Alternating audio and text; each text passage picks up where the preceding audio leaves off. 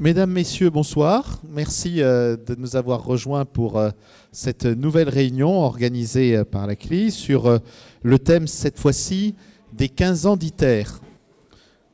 Donc c'était important pour nous de vous proposer une rencontre avec des échanges, avec des discussions, avec des questions, avec des réponses bien entendu qui seront apportées par différents spécialistes et différents représentants d'ITER sur ce que représente aujourd'hui ce projet, quel est le bilan qu'on peut tirer des 15 premières années, et puis évidemment, il y aura certainement aussi des questions sur la suite. Alors, pour vous accueillir à cette réunion, et je salue monsieur le maire qui vient de nous rejoindre de Venelle, et puis évidemment, dans quelques instants, le maire de Pérols qui interviendra. Je vais passer la parole à Maïté pour vous accueillir et pour vous dire quelques mots.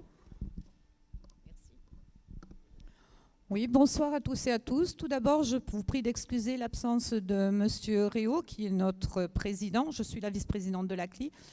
Il est pris par d'autres fonctions ailleurs et il n'a pas pu se déplacer. Alors, merci à tout le monde. Merci aux gens qui se sont présentés et qui viennent un petit peu écouter ce qu'on a à leur dire. Et surtout, on veut écouter vos questions parce que je pense que ça va amener pas mal de questions. Et vous avez ici des personnes qui vont vous répondre. Vous avez ITER Organisation, vous avez ITER France, l'autorité de sûreté nucléaire. S'il y a des questions sur la santé, un membre de la CLI de Cadarache va vous répondre. Si vous avez des questions sur tout ce qui est à l'école internationale à Manosque, c'est moi-même qui vous répondra. Et ensuite, monsieur Blisson répondra aussi à des questions sur les problèmes économiques. Voilà, je ne vais pas en dire plus. Donc, sachez que cette réunion est organisée par la CLI de Cadarache et que tous les membres qui sont là, toutes les personnes qui sont là, sont nos invités. Et nous sommes ravis de vous recevoir. Merci. Voilà, vous avez vu qu'on a mis en place un mode dit cabaret, donc pour que ce soit très, très convivial et qu'on puisse échanger donc de la façon la plus spontanée, mais également la plus amicale qui soit. Je vais passer la parole maintenant à monsieur Olivier Fréjac, le maire de Pérols. Voilà. Merci de nous accueillir, monsieur le maire. Bonsoir à tous. Très heureux de vous recevoir sur la commune de Pérols en Provence. C'est vrai que la réunion de la CLI en temps normal se passe surtout sur la salle de Manosque et éventuellement sur Aix-en-Provence. Et il y avait un point intermédiaire. Et j'avais proposé à l'époque à Maïté et Noé éventuellement de les localiser sur la commune de Pérols en Provence. À l'époque où j'étais membre de la commission locale d'information Cadarache, ITER et Gapmaster. C'est plus le cas aujourd'hui, mais bon, j'ai suffisamment d'autres tâches de par ailleurs. Donc, je m'en plains pas. Enfin, ça me fait toujours plaisir de revoir les anciens membres, ceux que j'ai connus à l'époque sur la CLI. C'est toujours un plaisir de les revoir. On a bien travaillé ensemble pendant quelques années. J'en garde de très très bons souvenirs. Alors, très heureux de vous accueillir à Pérols en Provence. C'est pas la première fois, c'est la deuxième, puisqu'on a eu l'occasion d'accepter une mise à disposition de cette salle pour fêter l'anniversaire des 30 ans de la CLI Cadarache. Je ne sais plus à quelle époque c'était. Mais un très bel événement où on avait pu, les membres de la CLI avaient pu festoyer avec l'ensemble des partenaires grâce à cette mise à disposition. Donc Maïté m'a dit tu fais vite surtout, etc. Alors moi, comme je suis respectueux des ordres qu'on me donne, je ne vais pas être plus long. Je passe les civilités parce que Maïté l'a fait avant moi, donc en saluant donc, les autorités, CEA, ITER France, l'ASN bien entendu, l'ensemble des membres de la CLI Cadarache, ITER, et puis le public est venu pour assister à ces échanges-là. Voilà. Merci à vous et puis je vous rends la parole. Merci beaucoup. Merci, monsieur le maire. Voilà, alors on va faire pareil aussi dans l'animation. On va rapidement donner la parole à notre intervenant Gilles Perrier pour qu'il nous fasse le point sur ce qui s'est donc passé depuis ces 15 dernières années, puisque dans un document qui nous a été remis par la Chambre de commerce et d'industrie sur la filière nucléaire, sur l'ensemble, il y a évidemment des articles qui sont consacrés à ITER et qui rappellent que la construction des bâtiments de l'installation scientifique a débuté au cours de l'été 2010, donc on est presque à ces 15 ans, et puis que les travaux de génie civil du complexe Tokamak ont commencé, eux, en 2014. Mais je pense que vous allez nous retracer bien d'autres étapes d'ITER et puis susciter donc les questions de nos amis. Gilles Perrier. Merci bien. En fait, on va le faire à deux. Il y a Laetitia Grammatico qui sera avec moi, c'est plus sympathique. Donc on a prévu quelques slides pour vous présenter. Je vais commencer par me présenter. Je suis Gilles Perrier. Donc je suis chef du département Sûreté Qualité. Donc c'est tout ce qui est sécurité, sûreté nucléaire, protection physique, qualité sur l'ensemble du projet. Laetitia. Bonsoir, bonsoir à tous. Moi, je suis Laetitia Grammatico. Je suis en charge du département de l'administration au sein duquel il y a les achats, les ressources humaines, les finances et les affaires juridiques également. Donc, je souhaite tout d'abord excuser notre directeur général Pietro Barabaschi qui n'a pas pu se joindre à la CLI ce soir. Nous sommes en plein préparatif du conseil ITER qui se tient la semaine prochaine sur le site. Donc, il avait quelques contraintes. Donc, je vous prie de l'excuser et je remercie vivement la CLI et monsieur le maire de Pérols de nous accueillir ce soir tous ensemble. Je vais peut-être commencer la première partie de la présentation et je laisserai Gilles Perrier développer le reste. Donc, vous nous avez demandé ITER 15 ans après. Donc, juste un petit rappel. ITER, qu'est-ce que c'est? C'est une organisation intergouvernementale, 7 membres, la Chine, l'Europe, l'Inde, le Japon, la Corée du Sud, la Russie et les États-Unis qui se sont rassemblés pour réaliser ce projet d'installation nucléaire sur Cadarache dans le domaine de la fusion. Ces membres, ça représente quand même 50% de la population mondiale, comme vous pouvez le voir, et 85% du PIB de la planète. Donc nous essayons d'apporter une réponse globale à un défi majeur dans le domaine de l'énergie. Ce que ITER doit apporter. Alors ITER, c'est une étape indispensable pour la préparation des réacteurs de fusion commerciaux. Mais comme vous le savez, ITER ne produira pas d'électricité. C'est souvent une question que nous avons. ITER doit démontrer la maîtrise de certaines techniques, de technologies qui sont nécessaires pour la réalisation d'un réacteur de fusion. Et une fois allumé, ce plasma deutérium-tritium que vous voyez en rose sur la machine ici doit générer 10 fois plus d'énergie que ce que nous aurons injecté dans la machine. Alors, 10 ans de progrès, vous voyez ici le site en 2014 et aujourd'hui, vous voyez avec photo prise d'un drone, vous voyez un petit peu l'évolution du chantier de la plateforme ITER. Les travaux de génie civil qui ont été réalisés par l'Europe par une contribution en nature sont finalisés.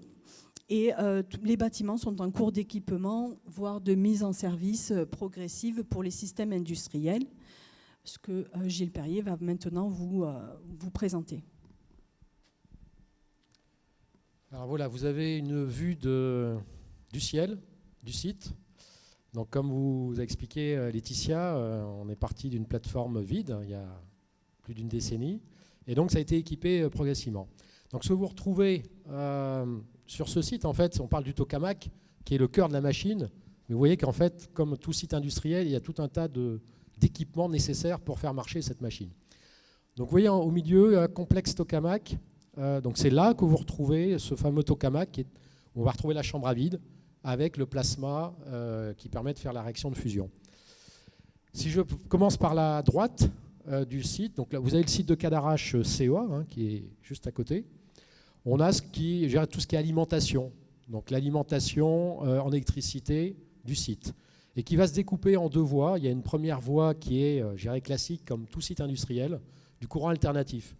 Mais ce qui est particulier sur ITER, c'est qu'en plus, on a besoin de courant continu, parce qu'on a des aimants dits supraconducteurs qui fonctionnent en courant continu.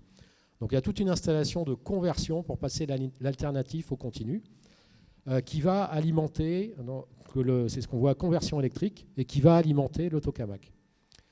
Une autre particularité, c'est qu'on a besoin d'avoir, dans les aimants supraconducteurs en particulier, mais pas que, un niveau de froid très important. Donc on part de 4 Kelvin, donc c'est très très froid. Et pour faire ça, on a besoin d'hélium. Donc on a une usine de cryogénie. Vous voyez, usine cryogénique, donc qui est à côté, qui va produire ce froid Et même chose qui va le conduire jusqu'aux équipements procédés du tokamak. Donc tout ça, ça a été construit. Et pour parler d'avancement, de progrès, l'usine cryogénique commence à produire ses premières tonnes d'hélium. Donc même si la machine n'est pas finie, on commence à tester tous les équipements, je dirais, accessoires qui permettent d'alimenter la machine. Et sur la gauche, vous allez retrouver, je dirais, tout ce qui est alimentation. Vous voyez, par exemple, bâtiment radiofréquence. Ce sont des équipements, des sortes de micro-ondes, on va dire, qui vont venir chauffer le plasma. Donc aujourd'hui, c'est des bâtiments qui sont finalisés, mais dans lesquels on va commencer l'année prochaine à mettre des équipements en vue du chauffage du plasma. Et on a également tout ce qui est lié à l'évacuation de la chaleur. Hein. Donc on rappelle qu'on n'est pas branché sur le réseau, par contre il y a de la chaleur qui est produite. Et donc là aussi, on a des équipements qui sont progressivement mis en service avec des pompes qui tournent pour évacuer la chaleur. Alors on ne produit pas de chaleur encore, mais on teste les équipements. Donc on est passé d'une phase de génie civil à une phase d'installation d'équipements dans les différents bâtiments et à une phase maintenant de ce qu'on appelle la commissioning, ou la mise en service des équipements. Ce qu'on appelle le chemin critique de la machine, le chemin critique du projet, c'est la machine elle-même, c'est le cœur du tokamak, et en particulier ce qu'on appelle la chambre à vide. On va y revenir juste après. S'il y a des questions sur d'autres bâtiments, on est disponible, hein, parce qu'on peut vous expliquer la fonction de tous les bâtiments, il y en a beaucoup dans les questions. Alors, quelque chose qui est également important, hein, vous le savez, c'est que cette machine et les différents équipements, ils ne sont pas tous fabriqués sur place, et certains équipements nous arrivent du monde entier, et en particulier des gros équipements. Donc vous voyez de temps en temps hein, sur la route des panneaux qui vous expliquent que la route est fermée pendant la nuit, et tout simplement pour pouvoir transférer ces équipements du port de Fos, à peu près 4 jours de transfert la nuit. Et on a récemment 2 secteurs de la chambre à vide, je rappelle, est découpée en 9 morceaux, ce qu'on appelle les secteurs.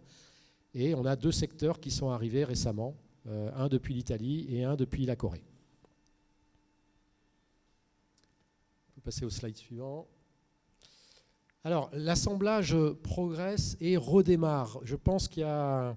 Alors, je ne sais plus, je crois que c'était à Manosque, à la réunion publique de Manosque.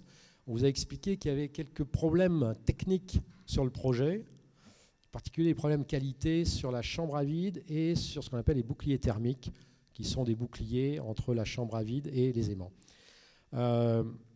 C'est un projet de recherche, donc on aura la recherche qui sera liée au plasma quand il sera en fonction, mais aussi ce projet de recherche, il vise à démontrer la capacité à construire une machine de ce type-là. Et parfois, on a des problèmes. Et on a souvent des problèmes d'ailleurs. Là, c'était des gros problèmes.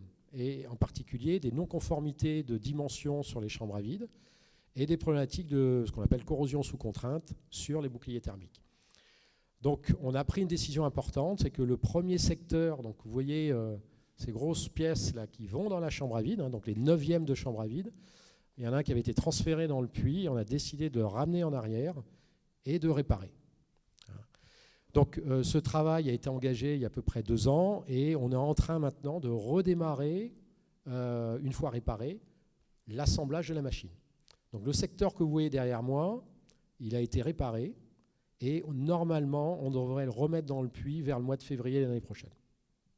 Donc c'est pour ça qu'on dit l'assemblage redémarre. On a eu de nombreuses difficultés, on a passé du temps, on a développé de nouvelles techniques de réparation et on a réussi à redémarrer. Donc les prochaines phases, ça va être de mettre l'ensemble de ces 9 secteurs dans le puits pour ensuite pouvoir les assembler.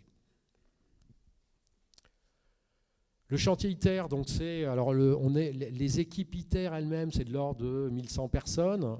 Et par contre, sur le chantier, vous avez de nombreux sous-traitants du monde entier, beaucoup d'Européens, mais également de nombreux sous-traitants du monde entier qui travaillent sur le chantier, avec un ordre de grandeur du nombre d'heures travaillées. Beaucoup d'entreprises européennes. On présentera quelques chiffres aussi sur la contribution dans la région. On peut passer au slide suivant.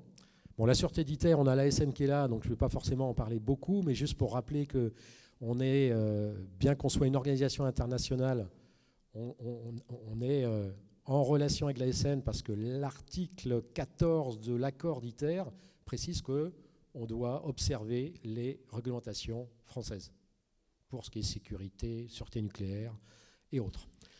Donc on est classé comme une installation nucléaire de base, et c'est pour ça qu'on se voit ce soir d'ailleurs. Donc on participe comme les autres INB du CAK d'Arrache à la commission locale d'information.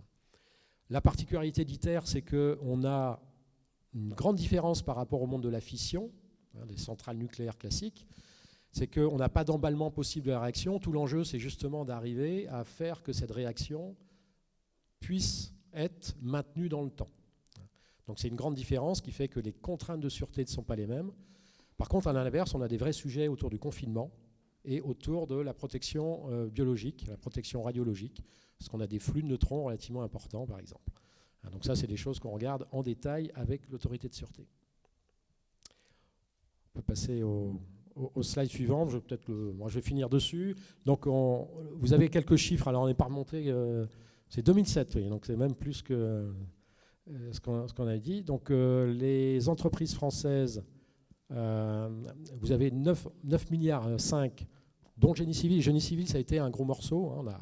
On a quasiment fini le génie civil sur le site. Donc une grosse partie. Les entreprises françaises, donc 5,7 milliards. Et si on focus sur la région PACA, on est à 4,7 milliards. Donc on a quand même une grosse contribution des entreprises de la région à ce projet. Voilà, on peut passer au dernier. Oui, c'est ça, je crois que c'était le dernier slide. On a essayé d'être assez rapide parce qu'on nous a dit qu'il faut que ça tienne en 10 minutes. Je ne sais pas si on a tenu l'objectif. Par contre, on a de nombreuses présentations si vous souhaitez revenir sur un point plus précis. Voilà. Merci bien. Merci. Merci madame, merci monsieur.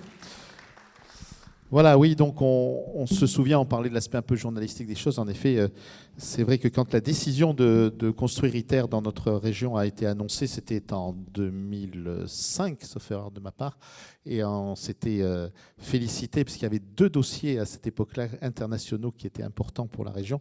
C'était la Coupe de l'América à Marseille et c'était ITER. Alors, on avait raté la Coupe de l'América, mais on a eu ITER. Voilà.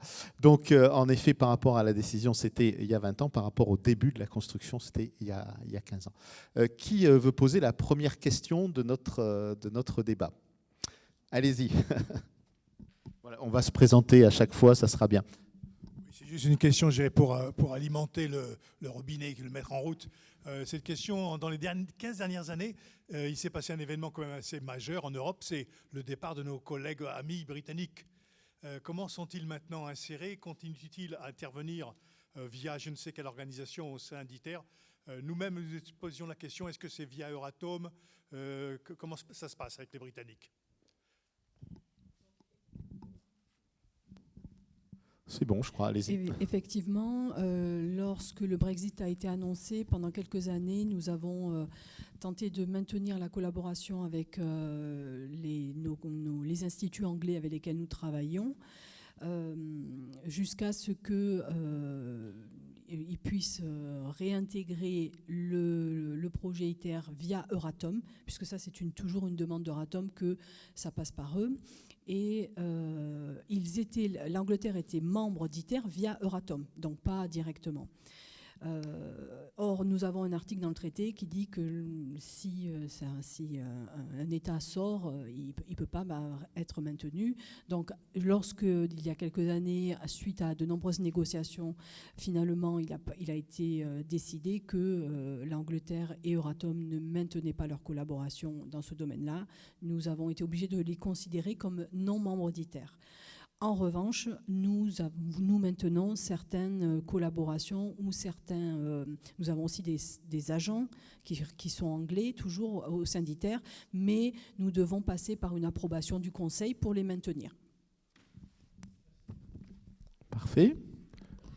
Autre question? Oui.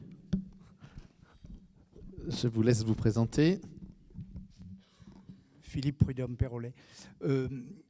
Dans le même esprit, avec la Russie qui maintenant est quand même un peu au banc du monde occidental, et puis avec l'élection de Donald Trump, est-ce que ça risque de jouer sur l'avenir d'ITER? Alors, effectivement, la Russie est membre à part entière d'ITER, a signé le traité.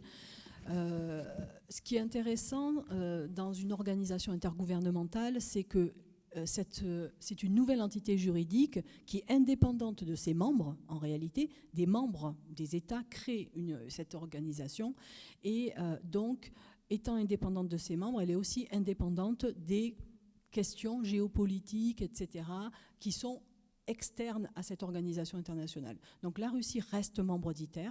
Il n'y a absolument aucune discussion sur ce sujet-là, sur le projet.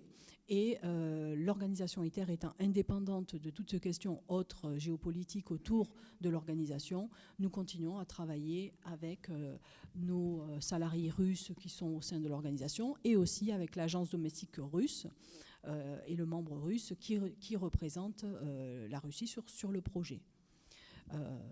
Ce n'est pas simple tous les jours puisque nous avons donc ces fameux composants en nature qui doivent nous être fournis par la Russie, par exemple en France. Et aujourd'hui, avec la réglementation européenne, c'est assez compliqué pour nous de rapatrier les composants en France pour les assembler dans la machine. Mais nous suivons la réglementation. Il y a des possibilités de dérogation de par la coopération internationale. C'est prévu dans le règlement communautaire. Donc nous appliquons les règles et nous essayons de maintenir cette collaboration malgré tout pour tout ce qui concerne uniquement le projet ITER, bien entendu. Et sur M. Trump, donc, on attend qu'il soit en fonction. Et puis de toute façon, c'est un peu la même réponse quelque part. ITER est indépendant Oui, tout à fait. Alors attendez, madame, je vous amène le micro. Comme ça, on va terminer ce premier tour de table sur la situation internationale, voilà, et ses conséquences pour ITER. Bonjour, bonsoir. Parlez bien dans le micro, voilà. Je suis l'épouse de Michel Morin. Et j'aurais voulu savoir, je peux me tromper, parce que j'étais venue il y a 2 ans, 3 ans, à la réunion d'information de Cadarache. Il m'avait semblé que l'Ukraine faisait partie aussi de l'ITER. Non. Non. Il n'y a que les Russes. Oui, la Russie, voilà, les 7 membres et l'Europe. Bien sûr, mais vous avez raison. On est là pour ça, pour poser les questions. Puis alors, la difficulté et à la fois l'avantage d'être dans cette salle, c'est que vous avez des personnes qui connaissent très très bien le dossier, puis des personnes qui peuvent poser des questions, en effet, qui sont des questions aussi de découverte ou de redécouverte du projet. Donc n'hésitez pas, toutes les questions sont bonnes, on les prend toutes. Monsieur. Alors moi, c'est Garcia de la CLI. Moi, j'ai vu 4,5 milliards d'euros redistribués sur Provence-PACA. De contrats. Donc, par rapport à l'activité économique ça me paraît, c'est gros, quoi. Hein, ça représente quoi en pourcentage de l'activité de Sud-Est PACA? En gros, et comment les entreprises c'est ont depuis fait 2007, hein? C'est depuis 2007. Le début du projet, oui. Oui, c'est ça. Et donc, c'est quand même, les entreprises ont dû s'adapter pour répondre à la demande. En génie civilis, il y avait des gros génies civilis en Sud-Est PACA. Bonsoir, Laurent Schmider, donc, de l'agence européenne. Donc, je représente l'Europe ce soir et j'étais en charge du programme bâtiment. Donc, effectivement, c'est des sommes qui sont importantes, mais les entreprises de génie civil françaises comme Bouygues, Vinci, savent gérer des marchés relativement importants. Et il y avait eu des inquiétudes à l'époque, par exemple, comment est-ce qu'on allait trouver des ouvriers ou les loger. Et en fait, ces entreprises sont tout à fait habituées à utiliser à la fois de la main-d'œuvre locale et aussi d'utiliser de la main-d'œuvre déplacée, hein, qui suit les chantiers. Et donc, on a pu gérer ça assez facilement, mais ce n'est pas le tissu local qui a absorbé la totalité, une partie. Et puis aussi, ce qui est important, c'est qu'ils ont développé un programme de formation. Ils ont formé énormément de coffreurs-brancheurs, ils ont fait des propositions. Et il y a eu tout un programme, notamment au début, dans les années 2012, de formation de de la population locale qui voulait bien participer et qui est rentrée dans les métiers du bâtiment à travers ces marchés. Merci beaucoup de ces échanges. Aujourd'hui, voilà, d'autres questions arrivent, donc c'est impeccable. Monsieur Morin, pardon. Je vous laisse le micro. Merci, bonsoir Michel Morin. Votre présentation est nickel. J'ai quand même une petite question. Est-ce qu'il est possible de revenir en arrière sur les slides jusqu'au plan légendé qui expose... Vous allez voir, c'est un peu une question à 2 balles, je sais, mais... Voilà. Qu'est-ce que c'est en bas que l'alimentation injection de neutre? C'est neutro ou c'est neutre? Neutre. C'est quoi? Alors, en fait, dans le seuil système... de Péter est complètement pétérisé, là, donc... le système de chauffage du plasma. Donc, en fait, il y a différents systèmes de chauffage du plasma. Je dirais le premier système, c'est qu'en fait, on crée un courant dans le plasma. Donc, au milieu de la machine, vous avez un solénoïde, un aimant, qui va créer une décharge. Et donc, par induction, vous créez un courant. Donc, c'est une première façon de chauffer votre plasma. Mais ce n'est pas suffisant. Si vous voulez créer une réaction de fusion, il faut monter à des températures encore plus élevées. Et donc pour faire ça, on utilise mes fameux micro-ondes, donc la radiofréquence. Donc c'est soit calé sur la fréquence des électrons, soit sur les ions, je ne rentre pas dans les détails. Il y a 2 systèmes différents de micro-ondes. Mais ce n'est pas suffisant, c'est toujours pas suffisant. Donc on a une installation qui, quelque part, est un accélérateur de particules. Vous accélérez les particules et vous allez utiliser ces particules pour chauffer le plasma par énergie cinétique. C'est la vitesse de ces particules qui fait que vous chauffez le plasma. D'accord ? Et elles sont neutralisées. C'est-à-dire que pour pouvoir faire un accélérateur, il faut des particules chargées. Et avant qu'elles rentrent dans le plasma, on les neutralise. C'est pour ça que ça s'appelle des neutres. Voilà. Donc ça participe au système de chauffage du plasma. Bonsoir, François Ruffel, ancien du nucléaire, à la retraite maintenant. J'ai compris que tout ce système, il y allait avoir des transferts de chaleur assez importants. Et je vois évacuation de la chaleur. Toute évacuation de la chaleur pour une source froide ou des sources froides. Quelles sont celles qui seront utilisées et potentiellement quels sont les impacts sur la source froide? Alors on a... effectivement, comme je disais, on est à peu près dans un salaire, on voyait 500 MW de puissance, donc c'est au moment où vous faites le plasma. Donc sachant que le plasma qu'on fait sur ITER, c'est des séquences de plasma de quelques minutes. On vise à terme une sorte de plasma continu, mais les séquences, c'est des créneaux, on va dire. Notre installation de traitement de la chaleur doit prendre en compte ces séquences. Donc on a déjà un bassin qui permet de tamponner, on va dire, ces évolutions. Et après, en source froide, on a le canal de Provence. Donc on vient prélever dans le canal de Provence et on refroidit par des tours aéros. Je dirais c'est un système assez classique. Cette partie-là, elle n'a rien de très spécifique par rapport à une installation industrielle classique. Pardon ? Alors, la partie alimentation, donc canal de Provence. Après, on a aussi une partie rejet dans la Durance. Donc, alors, j'ai plus le chiffre exact avec moi, mais on est à 0,5 degrés, quelque chose comme ça. Peut-être que la SN pourrait me confirmer, on peut le regarder. Et après, ce qu'on regarde aussi, c'est la partie prélèvement d'eau, parce qu'on a besoin d'avoir un prélèvement d'eau. On est sur la capacité du canal de Provence à peut-être 2-3%. Donc, voilà quelques ordres de grandeur. Armand Novy de la CLI. Gilles Perrier, tout à l'heure, vous nous avez dit que 2 secteurs avaient réintégré ITER. Est-ce que ces secteurs, ils ont été rectifiés, je suppose? Et est-ce qu'ils ont été mis en place et assemblés? Alors, donc la situation est la suivante. Donc je vous ai parlé d'un premier secteur qui était dans le puits, qu'on a ramené en arrière et qu'on a réparé à date. Donc il est complètement réparé, prêt à repartir dans le puits.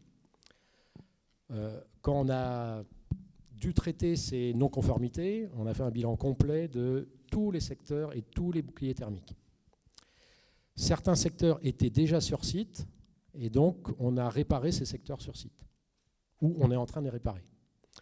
D'autres secteurs étaient encore en Italie, parce que les secteurs, donc ça se découpe entre l'Italie et la Corée. Donc les secteurs qui étaient en Italie, certains devaient... Pardon, Laurent ? En Europe, c'est vrai. C'est vrai qu'on parle de membres, donc bref. Et donc, certains des secteurs avaient bénéficié du retour d'expérience de ces premières difficultés, donc il n'y a pas de réparation à faire. D'autres secteurs n'avaient pas bénéficié complètement, et donc il y a quelques réparations à faire. Donc l'objectif, c'est que les secteurs européens, quand ils arrivent sur site, ils soient réparés globalement. Après, on regarde aussi l'optimisation. Ça dépend des machines qu'on a dans les différents pays. On essaye de trouver le meilleur schéma. Et par exemple, pour la Corée, le dernier secteur qui est arrivé de la Corée, là, la semaine dernière, on a fait le choix, parce qu'on a les outillages sur place sur le site d'ITER, de le réparer sur ITER. Donc on a quelque part accepté, on a un dossier avec la Corée, on accepte qu'il ne soit pas complètement réparé, et on va faire ce travail pour optimiser à la fois le planning et puis les techniques de réparation qui ont été développées. Oui, ma question était aussi sur les modules. Je me demandais combien sur les 9 sont réparés pour l'instant et combien de temps il faudra pour les réparer tous. Alors il y en a un qui est réparé complètement, les autres sont en cours. Combien de temps? Alors aujourd'hui, sur les 9, il y en a une qui est réparée. D'accord ? Et les autres sont en cours. Après, si on regarde le planning global, c'est-à-dire que le temps de réparer l'ensemble des secteurs, le temps de les mettre dans le puits et de commencer le soudage, on est aux environs de 2027-2028. Fin 2027, début 2028. Voilà à peu près notre planning. C'est ce que j'appelais tout à l'heure le chemin critique du projet. C'est vraiment ça qui fait le chemin critique. Donc on s'organise aussi avec des équipes qui travaillent la nuit pour faire des tirs radio. Donc c'est vraiment le sujet d'actualité sur ITER actuellement. Alors, je vais passer la parole à monsieur et puis prendre les autres questions aussi. Simplement, je vous rappelle que notre thème, c'est le bilan. Hein. Donc voilà, on va essayer, en dehors des questions techniques, de revenir sur le thème général, puis de vous demander un petit peu qu'est-ce qui s'est passé comme vous l'aviez prévu, qu'est-ce qui s'est peut-être moins passé comme vous le souhaitiez, et puis revenir sur ces 15 années. Mais je vous laisse la parole, monsieur, pour votre question. Ah, vous n'avez pas de question? D'accord, je croyais que vous m'aviez demandé le micro. Alors, quelqu'un me l'a demandé, le micro, là, ici. Voilà. Armand. Oui, juste rapidement, dans le puits, il n'y a aucun secteur actuellement, si j'ai bien compris. Ou... Non. Voilà. Non, merci. Il n'y a plus de secteur, il y en aura bientôt un.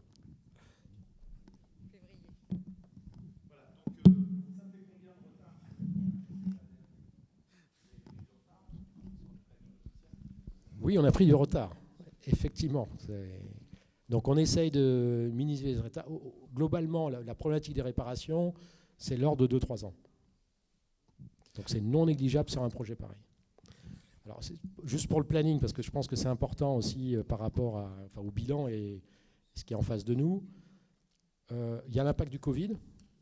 Hein, donc dans les événements des 15 années passées, il y a eu l'impact de Covid et tous les industriels ont été impactés. Pas que sur site, mais aussi toute la supply chain, hein, donc dans le monde entier. Et on a aussi regardé le programme de recherche, l'évolution du programme de recherche. Donc il y a des choix qui ont été faits, dont on va parler au Conseil ITER la semaine prochaine. Donc je ne vais pas trop m'exprimer là-dessus parce que ce n'est pas encore complètement validé. Mais pour revoir le planning de recherche, les différentes séquences. Donc on essaye de minimiser l'impact de ces retards sur le planning global de recherche.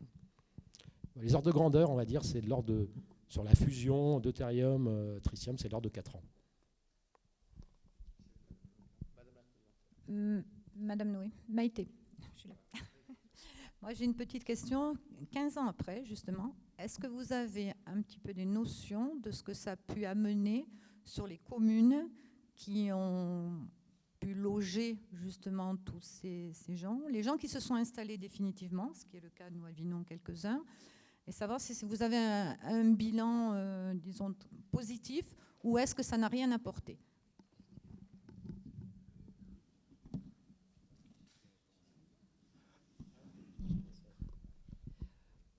Du côté de l'organisation ITER, je n'ai pas forcément de bilan global, mais on peut déjà vous dire où se sont installés, nos propres agents, de façon globale, parce que les salariés ITER, donc c'est à peu près, on va dire, 1200, 1400 personnes, si on rajoute les ITER Project Associates, donc les associés du projet qui sont aussi étrangers. Nombreux d'entre eux ne parlent pas français et donc quand ils sont arrivés en famille, se sont logés sur Manosque ou aux alentours pour bénéficier de l'école internationale. Donc on a une grosse partie en pourcentage, je crois que c'est plus de 45% ou 50% de familles qui se sont installées sur Manosque et aux alentours. Donc vous parliez de Vinon également. Donc voilà, vraiment, parce que l'école internationale a attiré ces familles-là. Ensuite, on a presque 40% des autres agents qui se sont installés sur Aix-en-Provence ou aux alentours également, pour bénéficier parfois d'autres écoles ou parce que les conjoints travaillent dans la région ailleurs. Et ensuite, ce sont les petits villages autour d'ITER. Donc là, c'est vraiment, moi je parle pour l'organisation ITER et les salariés qui travaillent pour nous. Je ne parle pas des logements des travailleurs sur le chantier, dont tout à l'heure Laurent Schmieder a parlé, qui eux sont certainement plus dans les villages aussi plus proches des Cadarache, mais qui s'installent peut-être pour moins longtemps. Oui. Michel Classens, je suis membre de la CLI, je suis aussi l'ancien directeur de la communication à ITER. Je suis d'origine belge, désolé, mais je suis arrivé donc en Provence il y a 15 ans à peu près. Donc j'ai assisté à l'évolution de ce projet fantastique. Il faut quand même dire et le répéter que c'est un projet unique au monde. Il se trouve dans notre région. C'est fantastique. Donc j'ai suivi ça de près. J'ai aussi, ayant un pied en dehors de l'organisation maintenant, j'ai aussi suivi l'évolution dans la région. Et donc cette région est un peu atypique. Vous allez au marché de Manosque ou de Vinon et vous rencontrez des familles chinoises, indiennes. C'est curieux quand même en Provence. Et donc, quand vous parlez à ces familles, vous constatez que ce n'est pas toujours facile pour elles de s'intégrer ici en Provence, en France, quoi.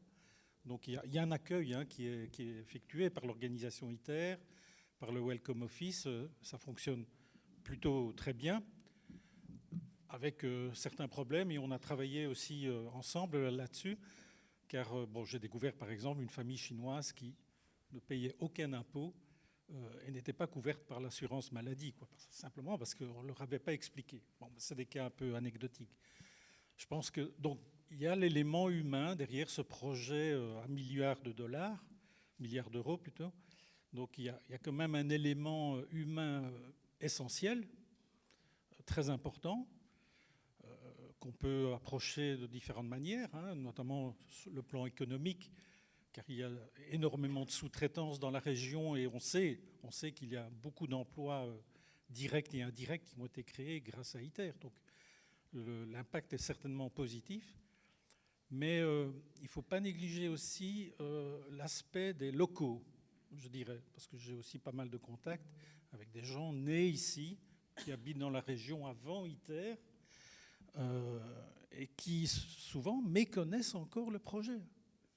Ils ne savent pas qu'il y a des portes ouvertes, des visites qui sont effectuées et on peut visiter le projet. Donc ça, je pense qu'il faut encourager au niveau des mairies, au niveau des organisations locales, etc., encourager les gens à approcher ITER et à les visiter. J'avais une voisine, par exemple, qui avait peur d'ITER. Je lui ai dit, viens avec moi, je vais vous inscrire. C'était une famille d'origine portugaise. Je dis, je vais vous inscrire à la journée porte ouverte c'était l'année passée, je crois. Et on a été ensemble à la journée porte ouverte à ITER. Et après, je lui ai demandé comment tu penses, comment tu estimes le projet maintenant. Il dit, ça va mieux, ça va mieux. C'est pas encore tout à fait guéri, mais en tout cas, la visite avait eu un impact positif. Donc, il ne faut pas négliger ça. Je pense qu'il est essentiel d'associer, d'accompagner la population locale à l'évolution du projet. Voilà, merci. Merci beaucoup. Alors, une autre question ici.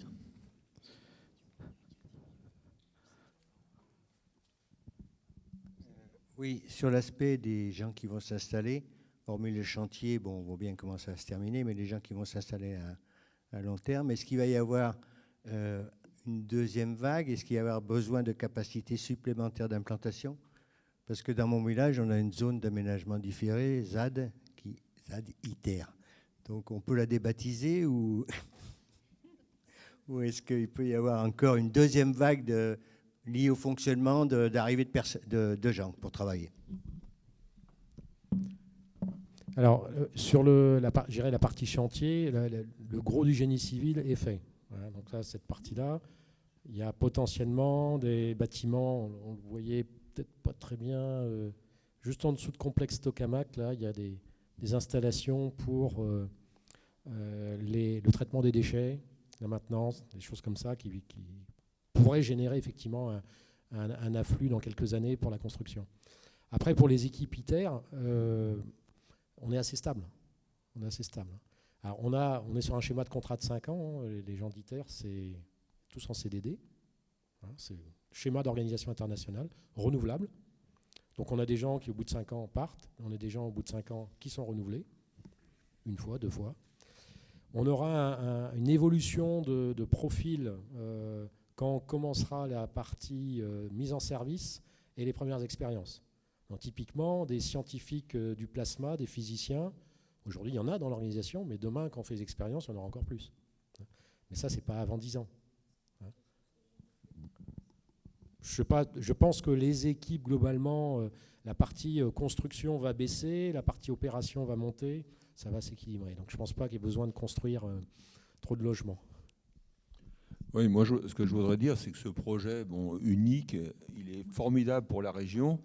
Et j'étais directeur ressources humaines dans une société américaine, et quand on voulait s'installer quelque part, on regardait un petit peu les opportunités justement d'accueillir des étrangers. Et d'avoir une école internationale à Manosque, c'est formidable. Il n'y a pas tellement d'écoles internationales.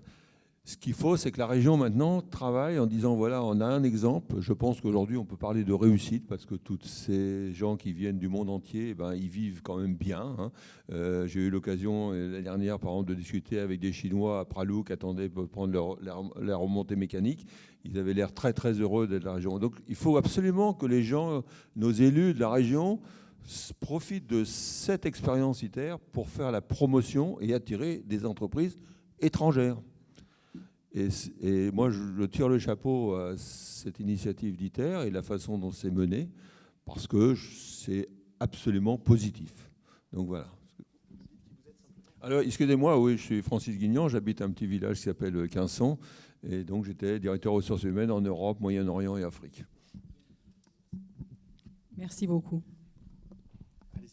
Alors moi, bonsoir à tous, je suis Julie Marcilla en charge de la communication pour ITER Organisation. Je voulais faire suite aux commentaires de Michel Claessens. Donc ITER accueille les visiteurs tout au long de l'année. Chaque année, on reçoit environ 25 000 personnes. Donc ce sont des personnes de tout horizon, aussi bien des visites scolaires que des professionnels, que des élus, que des industriels. Et on organise aussi des journées portes ouvertes, donc 2 fois par an, au printemps et à l'automne. Donc cette année, en raison des travaux que nous avons pour les activités de réparation, on ne peut pas organiser une journée porte ouverte à l'automne comme prévu. Mais je vous invite à nous contacter. Donc vous avez toutes les informations sur le site internet. Il y a une page visite, événements, et vous pouvez avoir toutes les informations, s'inscrire en ligne. Et on serait très heureux de vous accueillir, puisque les visites sont vraiment le meilleur moyen de prendre conscience de l'ampleur de ce projet unique au monde. Merci. Merci beaucoup de votre intervention. Alors, il y a plein de questions. Je reviens vers vous dans un instant, mais je passe la parole à monsieur qui ne s'est pas encore exprimé. Voilà, allez-y. Oui, bonsoir. Alain Champarneau, je suis représentant de la CGT à la CLI, membre de la CLI. Donc j'ai entendu là, pour l'étonnement de Garcia, des 4,5 milliards dans la région PACA. Il faut savoir qu'il y a des entreprises, des très grosses entreprises qui habitent, même étrangères, mais qui ont une filiale française et qui ont leur siège à ITER. Donc ils sont dans la région PACA. Donc ça peut expliquer la grosseur du chiffre. Et, bon, j'en connais une particulièrement, mais il y en a sûrement plusieurs. L'école internationale, donc effectivement, c'est quelque chose qui a été qui est savoureux, hein, on va dire, qui est bien fait. Qu'en est-il des difficultés aujourd'hui, puisqu'on fait le bilan?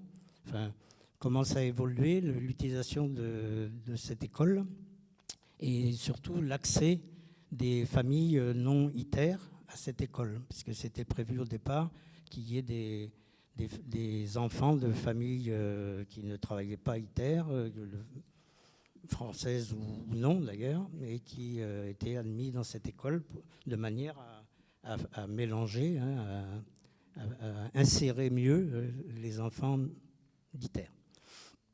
Voilà, donc ça c'est Maïté qui va peut-être me répondre. Et bon, pour l'instant, peut-être une dernière chose. Bon, vous vous doutez que, compte tenu de mes affinités, mes activités habituelles, j'avais cru comprendre qu'on ferait aussi un petit bilan social, hein, de 15 ans de chantier ITER surtout. Alors bon, il n'y a pas que le chantier, hein, il y a le projet aussi. J'avais cru comprendre qu'il y aurait l'inspection du travail qui pourrait nous faire un petit bilan des 15 ans. Je ne sais pas si elle est là. En tout cas, bon, il faut savoir qu'il y a eu des difficultés, et bon, peut-être, alors notamment sur le chantier, mais pas que. Peut-être que M. Schmider pourrait nous faire un petit bilan. Alors, quand on parle des postes, hein, des emplois, mais on pourrait peut-être faire un... Alors, il y a eu beaucoup d'emplois, on ne sait pas combien, ça serait bien de savoir. Et puis, des licenciements aussi, en nombre, puisque les contrats à durée indéterminée de chantier, ça ressemble beaucoup à des contrats précaires. On va peut-être commencer par... Ah bah, vous avez le micro, alors commençons par l'école et puis après on viendra sur le personnel. Alors pour répondre pour les travailleurs, on a fait des demandes, on a un petit peu partout et personne ne nous a répondu, personne n'était disponible, donc on n'a pas pu les avoir. Mais il y a des personnes ici qui pourront certainement te répondre. Pour l'école internationale, alors le petit bilan que moi je peux vous donner, c'est que l'école internationale marche très très bien. Ils ont tellement de succès, justement ça va répondre à ta deuxième question à ce sujet. Ils ont tellement de succès parce qu'il y a beaucoup d'élèves qui vont à cette école internationale que les privés, les gens qui ne sont pas d'ITER, donc, et qui auparavant étaient aussi pris sur dossier à l'école internationale, donc des enfants des communes environnantes, ils ne peuvent plus les prendre pour l'instant, ou tout du moins ils ont réduit le nombre de personnes qu'ils prennent parce qu'ils n'ont pas suffisamment de place en fait. Puisque vous savez qu'à l'école internationale, ils ne sont pas 25 dans une classe. Hein, donc, puisqu'il y a plusieurs langues qui sont dispatchées en même temps, donc les cours sont faits dans des langues différentes. Ils sont un nombre restreint d'enfants, ce qui est très bien, parce que de toute façon, c'est le seul moyen, je pense, pour que les enfants apprennent une langue correctement, quelle qu'elle soit. Ça, c'est un point de vue personnel, mais je le dis quand même parce que je le pense. Et donc, eux, ils sont partis de ce principe et ils ont de grosses difficultés à accueillir d'autres enfants au niveau des communes environnantes pour l'instant. Mais c'est un grand succès. Ils ont changé de directeur cette année, d'ailleurs. C'est plus la dame qu'on connaissait, la directrice. Et j'ai pas pu le rencontrer, ce monsieur, mais j'ai eu les renseignements par l'éducation nationale du côté de l'académie, ici de Nice, d'Aix-en-Provence.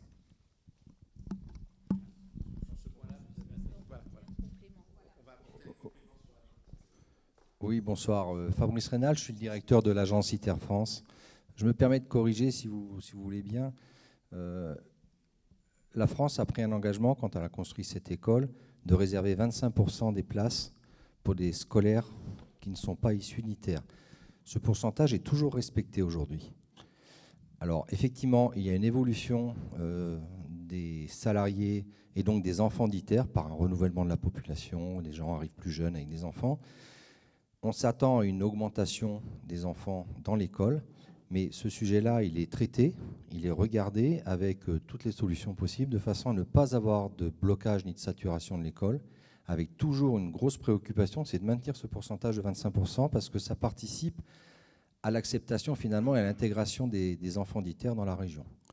Donc ça, c'est vraiment un sujet d'attention très très fort, et ça correspond aux engagements qu'on a pu prendre à l'époque. Voilà. Maintenant, c'est vrai que cette école, elle est construite d'une certaine façon. Il n'y a pas plus que 24 élèves par salle, ce qui est bien. Et effectivement, il y a des Japonais, il y a des Chinois, donc c'est vrai que parfois on a des salles qui ne sont pas toujours... Voilà. Aujourd'hui, on est à 925 enfants, dont 600 enfants d'ITER. Voilà, ça c'est le constat à la rentrée 2024. Vous voulez intervenir sur ce point, monsieur le maire? Voilà, moi j'ai une question qui est... On va sortir du contexte et du périmètre d'ITER. C'est comme ça a été dit, au vu des différentes contraintes et problématiques techniques, le planning a pris du retard. Lorsque initialement les premiers plannings ont été dressés, je crois qu'il y avait le premier plasma qui était prévu, vous allez vous en rappeler mieux que moi peut-être, 2020 à l'origine, ouais, 2025. Il faut savoir que sur la commune de Perles-en-Provence, on a un itinéraire ITER qui a été réalisé spécifiquement pour les transports des pièces, qui contourne la commune par le côté nord. Et cette piste ITER a vocation à devenir le futur contournement départemental de l'avenue Charles de Gaulle. Aujourd'hui, avec les retards qui sont pris, je suis sollicité de plus en plus souvent par ma population.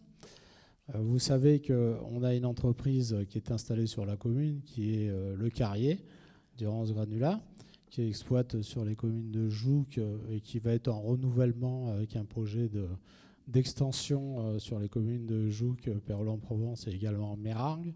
Donc avec une obligation réglementaire de remettre les sols au niveau de ce qu'ils sont actuellement. Ça pose de difficultés. Si les matériaux qui sont extraits sont transportés par des tapis transbordeurs via l'usine de concassage, on n'a pas de souci à ce niveau-là. Par contre, dans le cadre des obligations réglementaires de remise à niveau, on se retrouve avec un camion de charriat qui arrive de toute la région pour remblayer ces terres avant de les restituer avec les terres agricoles en dernière couche, etc. C'est une vraie difficulté parce que ce sont des nuisances que nos populations subissent en traversée d'agglomération. Je dois vous avouer qu'on travaille très bien avec ITER. Donc, on a réussi à négocier une autorisation et une dérogation qui interdit tout usage de la voie ITER pour autre chose que les transports ITER. Donc, avec votre autorisation, qui est pas formelle, mais voilà, qui est actée. Donc, on a les transports suivants, les autobus qui sont installés sur notre commune, plus les camions de carrière qui empruntent la voie ITER. Et on attend la convention tripartite qui va permettre d'obtenir des cofinancements. Je regarde mon adjointe parce qu'elle a la double casquette et elle est chargée de travailler là-dessus. Et puis ça tarde un peu quand même. Mais voilà, c'est un vrai sujet. Donc j'ai sollicité le conseil départemental, notamment la direction des routes, pour obtenir l'autorisation de réaliser un demi-contournement sans attendre la fin du dernier convoi ITER, parce que ça devient difficilement tenable. On a trouvé des solutions transitoires qui nous permettent de détourner tout le trafic de 44 tonnes en charge en pleine traversée d'agglo. On a obtenu du Carrier que les transporteurs, quand ils prennent leur service, ils doivent boire le café au même endroit et on se retrouve avec 10 semi-remorques à la file à la queue leu. Ça n'existe plus. Mais on travaille très bien avec le Carrier aussi, mais on subit malgré tout des nuisances. Et j'aimerais savoir quand est-ce qu'on pourra, vous nous rétrocéderez cette voirie pour qu'on puisse enfin travailler avec le département sur un projet définitif. Merci. On va prendre la réponse à cette question, mais on n'oublie pas la question sur le personnel. Donc, tout à l'heure. Juste un petit complément. Effectivement, on travaille intelligemment pour faire en sorte que ce contournement qui n'était peut-être pas prévu à l'origine, j'en sais rien, mais qui existe aujourd'hui prioritaire, bénéficie à tout le monde. Je précise juste un point, ça restera un contournement prioritaire pour les convois ITER. C'est-à-dire que ça, on est très vigilant là-dessus. On fait en sorte que la piste soit toujours praticable. La priorité restera toujours les convois ITER. Voilà. Alors pour combien de temps? Là, je ne vais surtout pas prendre de risques et je vais transmettre le micro à Gilles. Je vais lui donner le mien, voilà. Alors, oui. La plupart des les gros composants type chambre à vide dont je parlais, normalement d'ici 2027, ils sont tous sur place. Après, il y a d'autres équipements, des call box, ça prendra encore quelques années. Je n'ai pas le planning, alors je ne sais plus, peut-être dans les slides, on a peut-être vérifié si on a les plannings des convois exceptionnels. On n'a pas mis ça? Ok. On a plein de slides en backup, mais on n'a pas celui-là. Voilà, la difficulté des services du département, c'est que pour lancer une procédure en DUP, vous connaissez les durées de validité de DUP, donc il y a besoin de visibilité dans la durée pour savoir effectivement à partir de quand ils pourront lancer les procédures sur le parcellaire, etc. Et ça pourrait être fait en temps masqué pour gagner du temps. Et pour ça, on a besoin, le département a besoin d'avoir de la visibilité sur un planning qui... Comme je te disais, on est en train de... La semaine prochaine, on présente la copie complète au Conseil ITER, donc qui comporte le planning, les coûts, le nouveau programme de recherche. Ça fait 1 an et demi qu'on travaille sur ce sujet-là, avec différentes échéances tous les 6 mois. Et là, je dirais, c'est le passage, l'examen final. Donc ça devrait être complètement validé.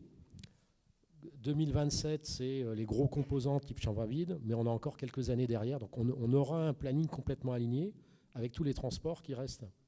Alors de grandeur, 4-5 ans, à partir d'aujourd'hui. Donc si on prend la chambre à vide, plus les équipements complémentaires à venir. Donc ça, je laisserai mes collègues d'AIF discuter avec vous directement. Une fois qu'on a un planning aligné, il suffit de prendre l'ensemble des besoins en termes de transport. Ce sera dans le planning. Allez, Laurent, je vous laisse répondre donc à la question sur le personnel. Voilà. Alors, je vais essayer d'apporter une réponse la plus précise possible. Vous savez que sur la partie construction, on a eu jusqu'à 3000 personnes qui travaillaient sur l'effort de construction, sur la partie génie civil et tout ce qui était lié au bâtiment. Comme l'a dit Gilles, maintenant la première tranche des bâtiments est terminée. On a coulé les derniers bétons et on est en train de faire de la peinture, d'installation de portes et puis de livrer des équipements. Donc de 3000, on est passé à peu près à 300 personnes qui travaillent sur le chantier. Alors ces personnes-là, elles n'ont pas été licenciées. Je rappelle qu'en dehors du personnel ITER qui dépend de la Convention internationale, l'ensemble des personnels qui travaillent sur le chantier sont soumis au droit français et respectent la loi française, toutes les entreprises. Et donc les entreprises de génie civil se sont redéployées sur d'autres projets. Vous savez qu'il y a d'autres projets en France et à l'étranger. Et comme je vous l'ai dit tout à l'heure, il y a énormément de personnel déplacé, puisque c'est comme ça que les entreprises de génie civil, en tout cas les grands comptes, travaillent. Par ailleurs, les gens qui étaient locaux travaillent sur d'autres projets locaux. Ça, c'est pour la partie génie civil. Ensuite, les gens qui ont travaillé avec nous sur de la tuyauterie, de l'électricité, etc., il y a encore beaucoup de montage électrique. Alors cette responsabilité, qui à une époque était la responsabilité de l'Europe, a été transférée à ITER, puisque ITER montait aussi des tuyauteries de procédés. Et donc, il a semblé plus logique que ITER ait l'entière responsabilité. Mais disons que ce personnel-là continue à travailler pour installer des tuyaux, faire des soudures, faire du raccordement, faire de la mise en service d'installation. Et puis, les bâtiments, ça ne vit pas tout seul.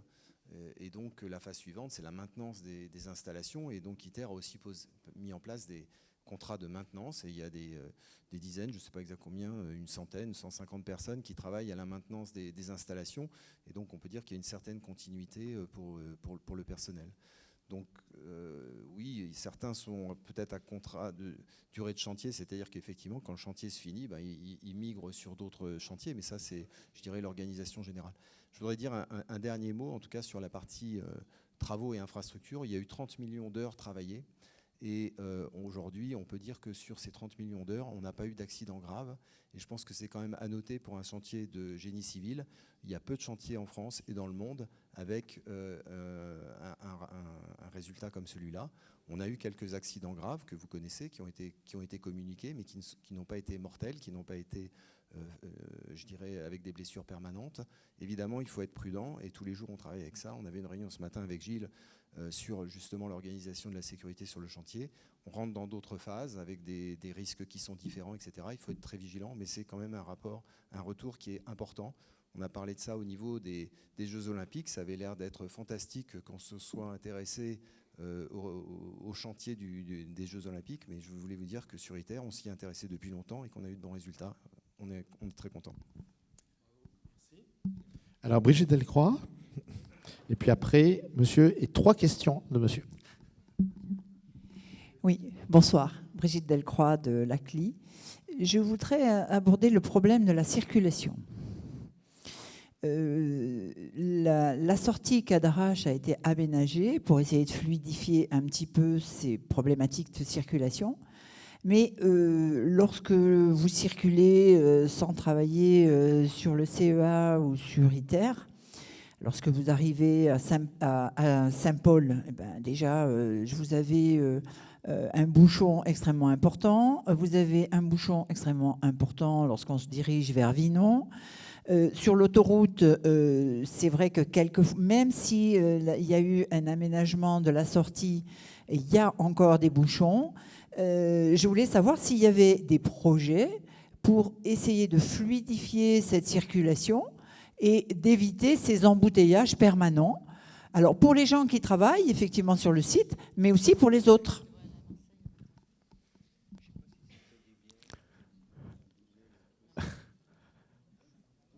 À qui transmets-je le micro? Voilà. C'est gentil, merci. Alors effectivement, la circulation était une préoccupation. Alors il y a eu d'abord la première préoccupation, c'était une préoccupation de sécurité. Lorsqu'on a connu une phase assez extraordinaire à l'automne l'année dernière, avec des bouchons systématiques tous les matins, entre 8h et 9h à peu près. C'était assez impressionnant. Donc ça a été traité. Alors concomitance de calendrier, la mise en service de la deuxième sortie, le pont là, qui a probablement amélioré la situation, mais également au niveau du CEA Cadarache, avec une réorganisation des ouvertures des portes auxiliaires, porte nord, porte sud. Ça a a priori beaucoup contribué à traiter le sujet de la sécurité sur bouchons sur l'autoroute. Pour ce qui est des bouchons sur les départementales, je suis bien d'accord avec vous. Je ferai juste remarquer que quand on arrive sur Saint-Paul depuis Mirabeau, le premier bouchon, il n'est pas généré par le CEA, il est généré par les feux de Saint-Paul. Et ça, je crois que ça a mis tout le monde un petit peu sur la tranche parce que ces feux ont été imposés par le département. Alors il n'est pas là, évidemment. Le maire de Saint-Paul, à l'époque, il est là, le département, on va lui refiler là. Non, je vous taquine, mais effectivement, le maire de Saint-Paul à l'époque aussi, c'était un petit peu étonné de ça. Pour ce qui est de la route de Vinon, je ne sais pas, j'y passe jamais, mais j'ai cru comprendre qu'effectivement, la circulation dans Vinon n'était pas simple. C'est un petit peu la rançon de la gloire, j'aurais tendance à dire, d'avoir un pôle d'activité aussi important que le pôle Cadarache. Il y a quand même pas loin de 10 000 personnes, c'est-à-dire une ville qui arrive tous les matins et qui repart tout le soir. Alors les employeurs sont quand même conscients de ça, travaillent beaucoup sur le télétravail par exemple, peut-être éviter que le télétravail soit tous le lundi et le vendredi, mais aussi un petit peu le mardi, parce qu'en général c'est le mardi que ça coince. Mais globalement, on est face à une problématique qui n'est pas simple à gérer. En tout cas, au niveau du CEA Cadarache, il y a quand même des actions qui ont été prises pour éviter ce bouchon-là au niveau de la porte principale. Et ça marche. Voilà. Le barrage aussi, la route du barrage est un énorme atout de fluidification. Donc là-dessus, on discute aussi avec l'opérateur EDF pour prolonger l'accord qui a été signé pour 10 ans. Donc on s'oriente vers une nouvelle prolongation de 10 ans. Donc quelque chose qui va devenir quand même assez pérenne. Voilà. Merci. Monsieur Pierre Genevier, Pérol. Monsieur le maire Olivier Fréjac, vous avez exposé le problème de contournement de Pérol. Pour avoir, disons, parcouru l'intégralité du circuit des éléments d'ITER, je ne comprends pas pourquoi sur Pérol, 4 km, sont toujours en chantier et on nous dit que sur Pérol, il faut attendre le passage de quelques gros convois encore, alors que ces convois passent déjà sur les 107-4, on va dire, sur les 103 km restants. Pourquoi sur Pérol, on va encore attendre 4 ans? Je n'ai pas une réponse précise sur cette déviation. Pourquoi on nous la termine pas? Elle restera, on va dire, en l'état. Je me pose encore des questions. Merci. Oui, allez, monsieur le maire.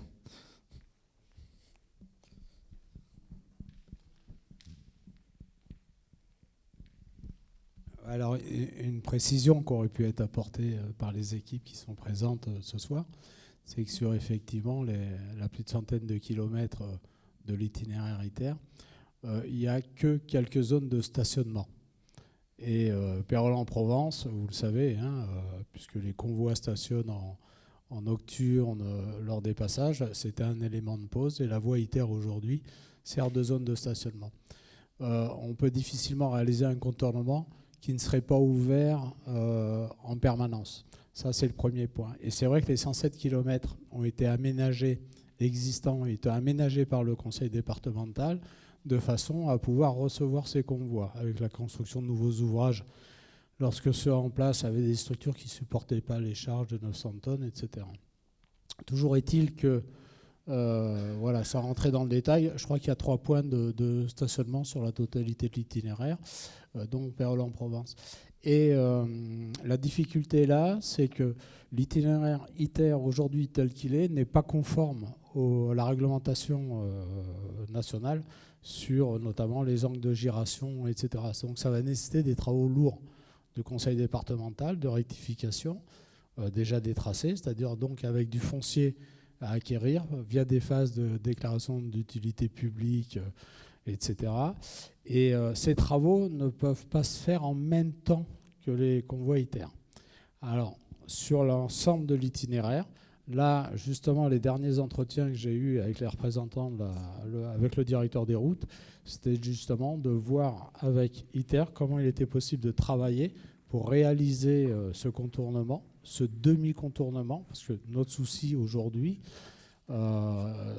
c'est d'évacuer un peu tout le trafic lourd, même si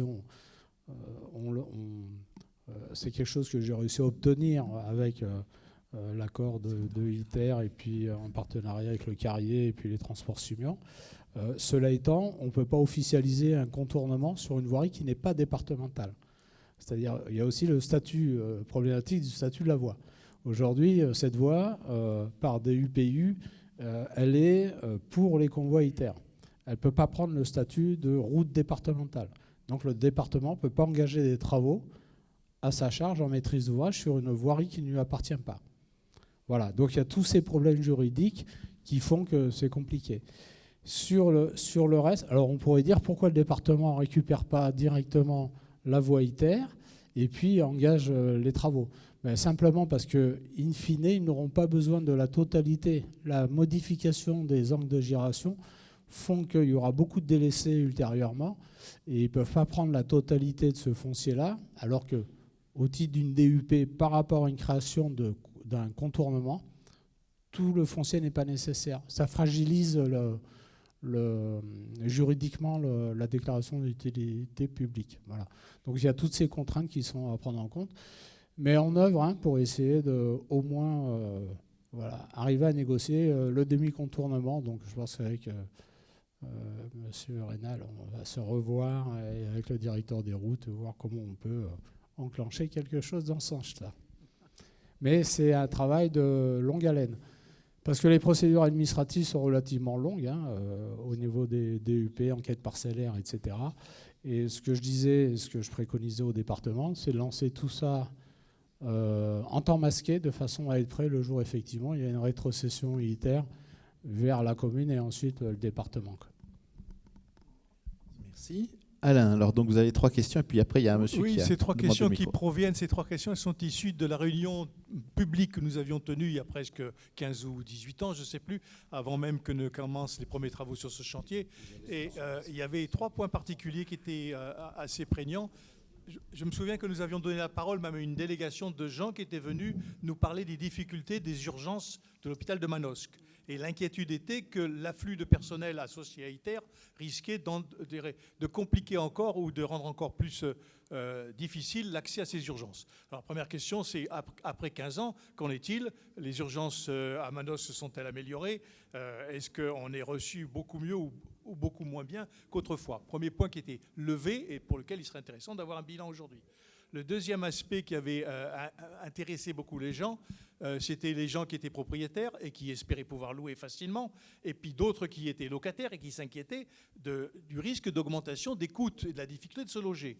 Est-ce que, donc, 15 ans après, on peut faire un bilan de l'enrichissement des propriétaires ou, je dirais, de l'appauvrissement des locataires qui payent des loyers plus élevés? Je ne sais pas, donc, aujourd'hui, qu'en est-il? Et enfin, quelque chose peut-être de plus élevé au niveau intellectuel, on s'était interrogé sur l'apport qu'aurait l'ITER pour l'université. On a parlé du lycée international, mais y a-t-il un ensemencement, je dirais, en matière de thèse, en matière de recherche, au niveau de l'université d'Aix-Marseille, par exemple, par l'apport d'ITER et les prises de contrats de recherche avec les universitaires et ITER. Donc voilà les 3 points qui, à l'époque, avaient été évoqués, parmi bien d'autres, bien évidemment, qu'on a déjà abordé tout à l'heure. Merci, monsieur. Alors, Brigitte, pour l'hôpital, déjà, pour commencer. Alors, en ce qui concerne l'hôpital, j'avais demandé à ce que le directeur de l'hôpital puisse venir. Il a été nommé dernièrement. Il s'appelle Monsieur Dufour.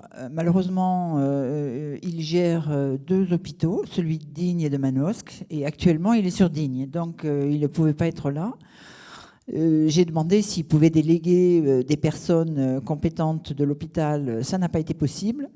Donc, en ce qui concerne les urgences, c'est vrai qu'il y a eu des fermetures cet été, par exemple, parce que les urgences étaient en tension. La problématique va être résolue puisqu'il y a un recrutement de 3 urgentistes qui est en cours et qui devrait arriver très prochainement aux urgences de Manosque. Donc, les fermetures qui ont eu lieu cet été l'ont été parce que, bien sûr, il y a une tension au niveau du personnel. Je ne voudrais pas rappeler à tout le monde la situation quand même qui est assez difficile des hôpitaux. En 10 ans, il y a quand même eu 44 000 lits d'hôpitaux qui ont été fermés. Les dotations données aussi aux hôpitaux ont beaucoup baissé. Pratiquement tous les hôpitaux de la région sont en déficit. Non pas parce qu'il y a des dépenses inconsidérées, mais parce qu'effectivement, il y a une charge accrue de travail et il n'y a pas la somme correspondante qui est affectée à ces hôpitaux pour assumer cette charge de travail. Donc, en ce qui concerne Manosque, pour les urgences, 3 urgentistes sont en cours de recrutement qui devraient arriver d'ici la fin du mois ou le mois de décembre et qui devraient effectivement permettre que les urgences fonctionnent beaucoup mieux. Oui, alors je vous laisse le micro pour les autres questions. Merci. Je voudrais compléter sur la question de l'accès aux médecins de façon plus globale et répondre sur la question de l'université. Donc au-delà de ce que vous venez d'expliquer sur les hôpitaux et les urgences de Manosque, du côté de l'organisation ITER, puisqu'on a aussi la problématique des familles qui ne parlent pas français, qui parlent en général anglais, voire des conjoints qui ne parlent même pas anglais potentiellement, il y a une vraie difficulté d'accès aux médecins, aux spécialistes, etc. Donc c'est un sujet qui actuellement, depuis quelques mois déjà, et Michel, vous en aviez parlé lorsque vous étiez venu également, qui a fait l'objet vraiment on prend ce sujet vraiment à cœur. On est en train de regarder comment nous pouvons aider, nous, en tout cas tous les salariés qui sont sur ITER, et notamment les étrangers, bien sûr, par développement potentiellement de partenariats avec des hôpitaux, essayer de trouver des médecins qui parlent anglais, etc. Voire, pourquoi pas, d'établir, d'avoir un petit centre médical sur ITER, mais ouvert aux familles, pas à l'intérieur du site, qui permettrait aux familles étrangères notamment de pouvoir accéder facilement à en tout cas la première ligne, aux médecins généralistes, on va dire, et ensuite voir comment on peut... Donc c'est un sujet que nous avons pris en charge. Les représentants du personnel aussi nous ont alertés sur des grosses difficultés des familles sur ce sujet-là. Mais c'est un sujet qui, en tant que Française, nous savons que c'est l'accès à des spécialistes, etc. Les rendez-vous, c'est parfois assez compliqué. C'est pour tout le monde pareil. Sur les collaborations, notamment, vous parlez de thèses, etc. Nous avons des accords de collaboration, notamment avec la AMU, avec l'Université Aix-Marseille, depuis de nombreuses années, et dans tous les domaines scientifiques, techniques, voire même de l'administration, j'ai envie de dire, où il y a effectivement notre département scientifique a des projets avec cette université notamment, mais nous avons aussi des collaborations avec beaucoup d'autres universités, pas que celle d'Aix-Marseille, mais on a des thèses, on a des post-docs également, et il y a même un programme annuel où on lance des appels à candidature pour des post-docs également. Donc oui, c'est quelque chose que nous développons, que nous maintenons et qui fonctionne bien d'ailleurs. Il n'y a pas de difficulté là-dessus. La troisième question, c'est sur le logement. Voilà. Donc il y avait une question en effet sur le logement. Alors là aussi, on avait sollicité la Chambre des notaires qui n'a pas pu nous déléguer quelqu'un. Alain, on a récupéré une étude de 2004 de la Chambre de commerce et d'industrie sur le logement, mais ça ne répond peut-être pas aux problématiques des gens qui travaillent sur ITER. Donc dans un point 4.4, page 54 du document, ils nous disent que sur le logement, il y a la possibilité de mener des initiatives coordonnées, partagées de sponsoring du logement par les entreprises de la filière, comme l'a fait EDF dans le passé. Qu'il y a aussi des entreprises comme une société implantée à la Tour d'Aigle qui a une politique d'acquisition de logements qu'elle loue à ses salariés afin de leur permettre de se loger sur le territoire à un prix inférieur au marché. Et puis, il y a aussi des aides proposées par ce qu'on appelait à l'époque le 1% logement, Action Logement, qui a tenu d'ailleurs ses assises régionales à Manosque la semaine dernière, et dans lequel ce sujet a été plus ou moins évoqué. Mais là, moi, je n'ai pas après de chiffres plus précis. 2024, celui-là. Oui, oui. Oui, 2024, mais sur l'ensemble de la filière, qui n'est pas consacrée uniquement à ITER. Voilà. Alors, il y avait donc monsieur qui avait le micro, je vais lui proposer, je crois que c'était sur la circulation, et puis vous après. Voilà. Oui, je suis désolé de revenir sur la circulation. J'ai bien compris qu'il y avait des améliorations côté ouest, en gros, entre la Durance et Cadarache. Sauf si ça a changé, mais il y a des tas de gens qui habitent à l'est, qui habitent en particulier Gina-Servi, tous les petits villages, étant donné en plus que, vu le logement, ça s'est écarté de plus en plus. Quand je travaillais sur Cadarache, il y a une époque où il y avait des portes qui étaient ouvertes à l'est, enfin au moins une porte qui était ouverte à l'est, qui a été fermée il y a quelques années. Et tous ces gens-là, ils passent par Vinon, ou ils passent de l'autre côté par la route Rube qui monte sur Riance, là, qui finit à Saint-Paul, qui est hyper dangereuse, avec des smirmocs qui descendent avec des vitesses folles. Pourquoi ne rouvre-t-on pas cette porte à l'est qui soulagerait énormément le côté ouest, malgré tous les efforts qu'on a fait routiers, il y a eu des gros travaux, mais une des premières choses, c'est d'éviter que le flux il passe par là. Donc si on peut éviter que le flux de l'est il passe par là, pourquoi ne rouvre-t-on pas ces portes? Merci. Merci.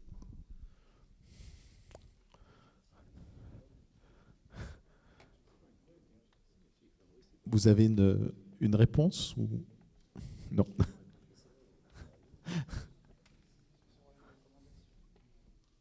Oui, allez. Très bien. C'est une très bonne remarque et on se la fait assez régulièrement. Je pense que, alors, on a posé la question au CEA Cadarache qui n'est pas présent ici. Je crois que c'est peut-être tout simplement un problème de ressources. Parce qu'ouvrir une porte, ça mobilise des formations locales de sécurité. Il y a aujourd'hui 3 portes qui sont ouvertes sur des créneaux étendus, notamment pour éviter ces encombrements aux heures de pointe. La réouverture de la porte de Gina-Servi, puisque c'est celle-là dont il s'agit, poserait des difficultés de ressources. Après, la route entre Riance et Saint-Paul, elle est effectivement assez désastreuse, mais alors le passage pour aller jusqu'à la poste de Gina-Servi, la porte, pardon, alors là, celui-là, il est juste affreux, quoi. Mais c'est une bonne remarque. On la transmettra au CEA Cadarache. Merci. Vous avez une question, allez-y. Oui, bonjour, Monsieur Robolo, donc membre de la CLI. Je vois qu'il y a la SN qui est présente devant, là.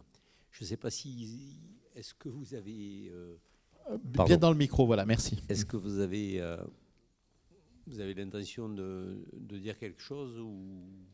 Enfin, si vous n'avez pas eu l'intention, Moi, j'aimerais bien vous entendre un petit peu, puisque sur le bilan des 15 ans, bien sûr, vous n'allez pas refaire les 15 ans, mais il y a peut-être Pardon, excusez-moi.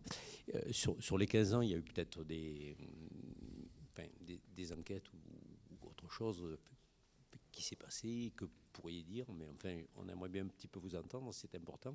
Le gendarme du nucléaire, je pense qu'il est important de vous entendre. Voilà, si vous Allez, donc on va vous entendre, hein, monsieur Rasson.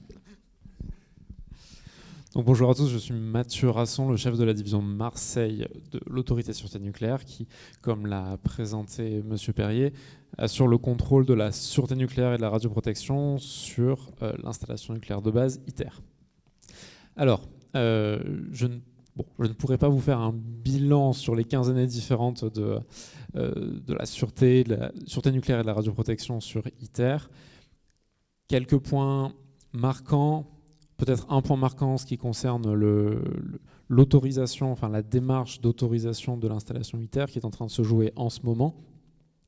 Donc, tout commence pour une installation nucléaire de base par un décret d'autorisation de création qui date de 2012, excusez-moi, 2012. Et donc, à partir de là, on lance la construction, on autorise le début de la construction de l'installation.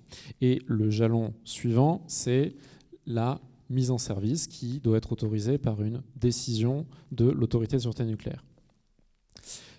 Ce qui s'est passé récemment, c'est que le ITER a modifié ce qu'ils appellent leur scénario de référence, c'est-à-dire la manière selon laquelle ils veulent mettre en service leur installation.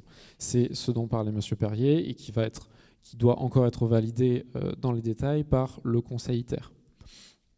Ce sur quoi nous avons communiqué dans notre rapport annuel sur l'année 2023, c'est que bien évidemment, ITER nous a déjà présenté cette volonté, nous a donné les grandes lignes de cette nouvelle méthode d'autorisation, et le point clé sur ce sujet est une mise en service par étape qui serait accompagnée d'une autorisation par étape. Donc au lieu d'avoir, comme on peut l'avoir sur la majorité des installations nucléaires de base, une mise en service en bloc, le fait que ITER est une installation de recherche qui est en fait première en son genre, ITER a besoin de procéder par étapes pour construire sa connaissance des phénomènes physiques et des besoins technologiques précis. On a besoin d'avancer par étapes sur cette construction de la connaissance pour pouvoir nous démontrer la sûreté de l'installation in fine, on va dire au maximum des enjeux du programme de recherche. Donc voilà ce que ITER nous a présenté. Nous n'avons pas donné d'opposition de principe sur cette nouvelle démarche. Elle appelle simplement à être précisée, tout d'abord, bien évidemment, après la validation du Conseil ITER, mais aussi être précisée avec nous sur ce qui sera attendu à chaque étape. Il y a un point de vigilance que nous avons soulevé dès le début, c'est qu'il y a bien évidemment des choix qui sont faits. Imaginons qu'on procède par 3 étapes. C'est un exemple. Il y a des choix qui sont faits dès la première étape et sur lesquels il ne sera pas possible de revenir entre la 2e et la 3e étape. Ce à quoi il faut être bien vigilant, et bien sûr c'est un sujet de vigilance pour ITER et cela sera anticipé, c'est que les choix qui sont faits dans cette première étape doivent permettre d'assurer la sûreté de l'installation de la première à la 3e étape, malgré les incertitudes présentes lors de la première étape vis-à-vis des enjeux de la 3e étape. Mais donc en tenant compte de ce risque-là, nous allons continuer à échanger sur ce sujet-là pour plus précisément savoir ce qui sera attendu à chaque pas, voilà, pour passer au pas suivant. Merci. Alain ? Oui, pour rester dans le sujet de la sûreté, alors je me situe toujours dans ce qui a été demandé à la CLI à l'époque, au début du projet. Donc il y a toujours une une enquête publique, une commission d'enquête publique qui avait consulté la CLI pour savoir quelles étaient les inquiétudes de la commission locale d'information vis-à-vis de ceci. Et de la même façon, la préfecture avait demandé à la CLI de rendre son avis sur l'ensemble de la problématique qui était soulevée par cette installation. Et nous avions rendu un document d'une centaine de pages à l'époque. Donc parmi les questions qui étaient soulevées par l'enquête publique comme par notre rapport, se posait la question de la capacité de l'installation de détricier les pièces pendant le fonctionnement et après démantèlement. Et la question se posait de savoir s'il y avait un point d'arrêt au projet, s'il n'était pas capable de faire la démonstration de cette détriciation. Alors, qu'en est-il aujourd'hui de cet aspect? Est-ce que ce point d'arrêt a été levé ou pas? Quelle est la situation vis-à-vis de ce programme qui aujourd'hui a évolué également? Donc, voici une inquiétude qu'avaient les gens à l'époque, il y a 15 ans. Je commence par donner le principe général réglementaire sur ce sujet-là et je laisserai compléter ITER sur la manière dont ce sujet est traité. Le principe est qu'on n'autorise pas la création d'un déchet nucléaire s'il n'existe pas de filière pour le traiter et d'exutoire in fine. Donc le point d'arrêt, il est là, simplement. ITER, donc Gilles. Alors, effectivement, je ne vais pas contredire l'ASN, déjà, évidemment, par principe. En fait, ces points d'arrêt, ils sont traduits. Il y a plusieurs façons réglementairement de les traduire, mais il y a entre autres ce qu'on appelle des prescriptions techniques avec des points d'arrêt qui ont un niveau d'importance plus ou moins fort. On doit remettre à l'ASN une étude déchets. On doit remettre à l'ASN une étude de démantèlement dans le futur, pas encore là. Mais déjà dans les prescriptions techniques actuelles, il y a un certain nombre de points qui sont associés à la capacité à traiter les déchets. Donc je vous parlais d'une installation qui n'est pas encore construite sur la photo que je vous présentais. Les principes qui permettent de faire la détriciation des déchets et les principes qui permettent de faire la maintenance doivent être établis dans une étude. Donc ça fait partie des différents sujets qu'on doit aborder. Voilà, donc après, sur la détriciation de façon plus générale, qui est un vrai sujet, hein, on a du tritium de façon non négligeable sur cette installation, on a aussi des dossiers de qualification associés aux différents procédés de détriciation, pas que sur les déchets.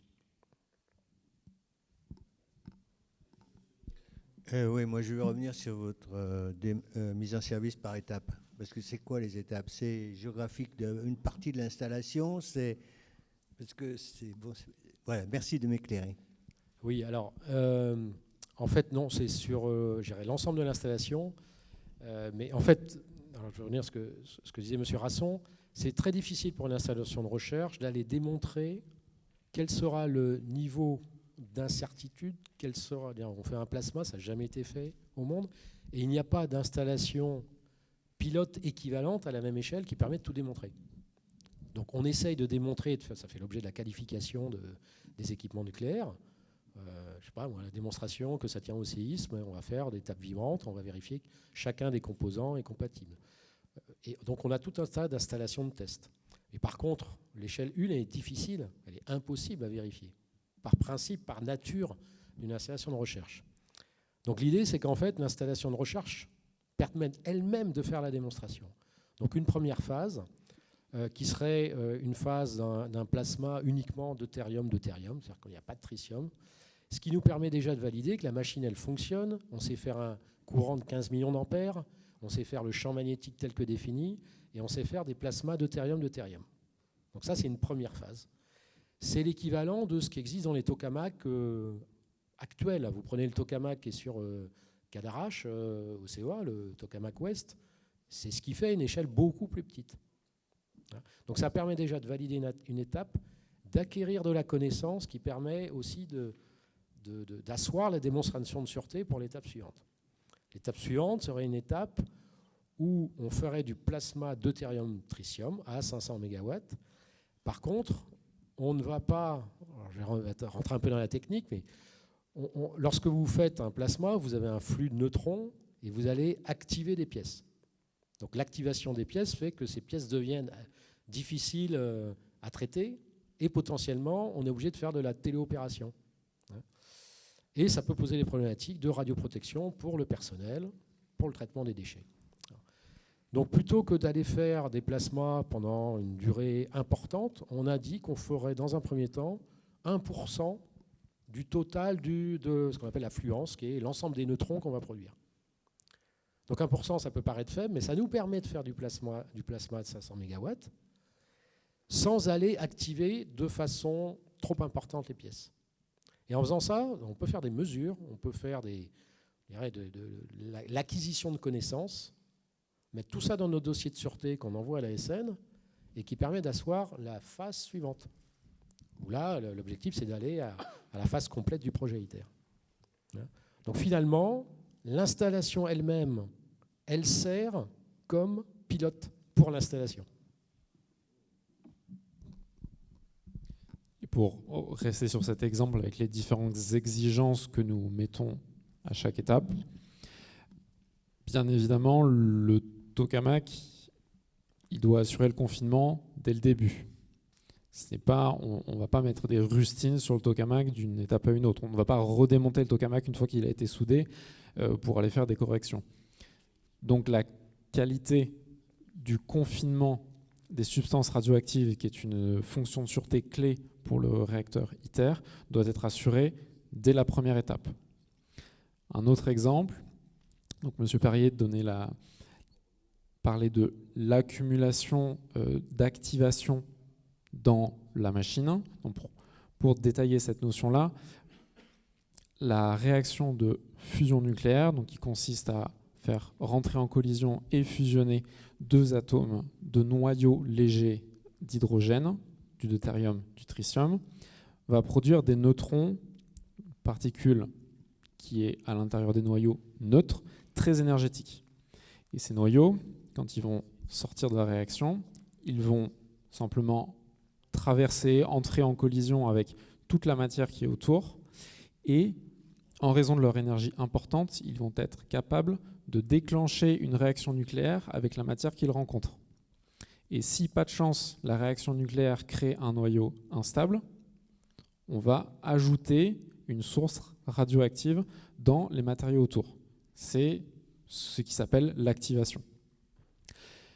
Donc une étape intermédiaire serait en effet d'abaisser le nombre total de neutrons émis en réduisant par exemple les durées d'expérience. Cela réduit la quantité totale d'activation. Néanmoins, au cours d'une réaction, la quantité de neutrons qui va sortir par unité de temps sera la même, quelle que soit la durée complète. Et donc, les fonctions de sûreté qui sont liées à ces neutrons qui partent par unité de temps, ce qu'on appelle un flux, par opposition à la fluence, qui est ce qui est intégré, doit être assurée, encore une fois, dès la première étape qui met en scène la fusion nucléaire. Et donc, dès cette première étape, et cela ne peut pas attendre les étapes suivantes, il faut qu'il y ait les protections biologiques qui assurent que le flux de neutrons qui sort des réactions n'est pas dangereux pour les travailleurs qui interviennent autour. Et qui dit protection biologique dit supportage. Simplement, protection biologique, c'est simple, hein, on parle de gros murs de béton. Et donc c'est pour ça qu'avec le bon assemblage du tokamak, le dimensionnement des protections biologiques et le supportage du bâtiment font partie des points que nous regardons en détail dès maintenant, malgré la mise en service par étape du tokamak. Une question que nous étions posée dans la préparation de cette réunion, c'est celle de la compensation écologique, la remédiation, enfin, je ne sais pas exactement le terme qu'il faut employer, par rapport donc à l'écologie en général, à la biodiversité. Est-ce que les objectifs, les idées que vous aviez il y a 15 ans, tout ça a été mis en place? Comment ça évolue? Est-ce qu'on peut faire un point sur ces questions de compensation? C'est encore vous? Je laisse le micro. Alors, les engagements que la France a pris lors de l'aménagement du site ITER, parce qu'on a quand même un petit peu dérangé les espèces animales et végétales en construisant la plateforme, ont fait l'objet d'abord d'un arrêté préfectoral, mais cet arrêté préfectoral ne nous a pas été imposé puisqu'il a été construit à partir d'études, d'analyses et de propositions, je ne vais pas dire de négociations. Donc il y a eu plusieurs compensations. D'abord, il y a eu une compensation au titre du code forestier, c'est-à-dire qu'on a remplacé, on n'a pas replanté d'arbres, mais on a acheté des forêts en Bourgogne pour les sanctuariser, pour pas qu'elles soient exploitées. Ensuite, il y a eu un programme de compensation au titre du code de l'environnement. Et là, ce programme de compensation, il se fait en 4 étapes. Il y a eu une thèse qui a été financée, donc j'en parle, mais c'est derrière nous. Il y a... Sylvie, tu m'aides. Non, mais ça, je veux le dire en dernier. Ah, les acquisitions et le plan de gestion, c'est pareil. Le public, c'est ça. Voilà, il y a une action de sensibilisation du public avec quelque chose qui marche très très fort d'ailleurs, puisqu'il y a un concours photo sur mon arbre, il y a surtout un parcours biodiversité qui s'appelle Arborium, où on a régulièrement des collégiens et ça marche très très fort autour du CEA près de l'INSTN dans les forêts. Et puis enfin, il y a 4 plans de gestion qui ont été mis en œuvre où on va, entre guillemets, gérer des forêts. Alors on va gérer à peu près 1200 hectares autour de Cadarache. On va les gérer pendant 4 ans. Alors ça veut dire quoi gérer? J'y reviens. Mais on a acheté également 480 hectares de forêts potentiellement menacées, propriétaires de particuliers ou pouvant être exploités, dans le 04, dans le 05 et dans le 83, sur 3 sites. Dans le 83, c'est à Mazoc, dans le 05, c'est à Ribier, dans le 04, c'est à Saint-Vincent, sur Jabron, merci. Non, je suis de Haute-Savoie, il ne faut pas m'en vouloir. Et donc, ces acquisitions et ce plan de gestion, ça consiste en fait à regarder par rapport aux inventaires de biodiversité qui ont été faits sur le site de Cadarache avant les travaux, où est-ce qu'on en est sur certaines espèces. On a identifié, je crois, 39 espèces animales un peu particulières, mais il y a également des orchidées sauvages, un certain nombre de choses. Et on regarde sur ces 3 sites comment ça évolue, et on va faire ça pendant 20 ans. Donc on a 4 plans de gestion.